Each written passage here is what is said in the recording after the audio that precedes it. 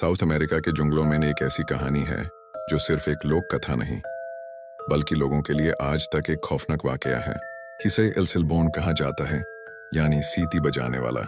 इस कहानी की जड़ 1800s के दौर में जाती है, जब एक छोटा सा गांव था जहां एक लड़का रहता था।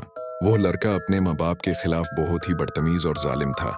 उसका सबसे बड़ा जुर्म तब सामने आया जब उसने गुस्से में अपने ही बाप को कत्ल कर दिया।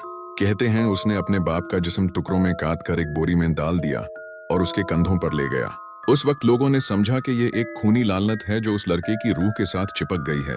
उसकी माँ ने रो रो कर बद्दुआ दी, तुझे जिंदगी भर अपने बाप की हड्डियां उठाने की सजा मिले। और उस दिन से कहते हैं उसकी रूह इंसानों के दरमियान आजाद फिरती रहती है। एल सिलबोन की पहचान उसकी सीटी है।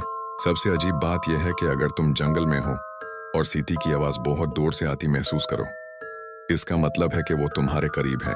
और अगर सीटी तुम्हें बिल्कुल पास लगे, समझ लो कि वो तुमसे दूर है। ये उसकी रूह का उल्टा राज है जो लोगों को गुमराह करता है। रात के वक्त शिकार करने वाले लोग सबसे ज्यादा इससे डरते हैं। काफी अफसाने हैं जहां शिकारी लोग ने बताया कि उन्होंने घने जंगल में रात के वक्त एक हल्की सी सीटी सुनी और समझा कि ये कोई परिंदा या हवा का असर होगा। लेकिन जैसे ही उन्होंने अपनी मशाल उठाई, दौर से एक लंबे कद का इंसान दिखाई दिया जिसका कंधों पर एक बोझ था। जब मशाल की रोशनी उसके चेहरे तक गई तो लोगों ने देखा कि उसकी आंखें खून से लाल और पीठ पर एक पुराना फाटा हुआ बोरी था जिसमें हड्डियां हिलती थी। कहते हैं वो इंसान कोई और नहीं बल्कि एल सिलबोन था। लोगों का कहना है कि अगर तुम यूं जंगल में देख लो तो बचा नहीं जा सकता। वो चुपचाप करीब आता है, सीटी बजाता है और फिर इंसान की रूह ले जाता है। गांव के बुजुर्गों का कहना है कि अगर किसी ने एल सिलबोन की सीटी सुन ली और उस वक्त उसके पास कुत्ता या आग ना हो तो उसकी मौत यकीनी है। सिर्फ कुत्ते की भौंक और आग की रोशनी उसे थोड़ी देर दूर रखती है। वेनेजुएला और कोलंबिया के कुछ इलाकों में आज भी लोग एल सिलबोन का जिक्र करते हैं।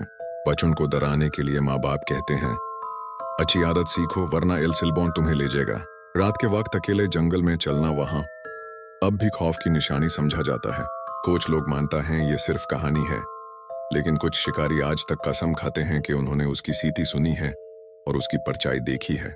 यह कहानी सिर्फ साउथ अमेरिका के लोगों के लिए नहीं बल्कि दुनिया भर के लिए एक याद है कि कभी कभी इंसान के गुनाह और उसकी बद्दुआ इतनी गहरी होती है कि उसका असर रूहों की दुनिया तक फैल जाता है।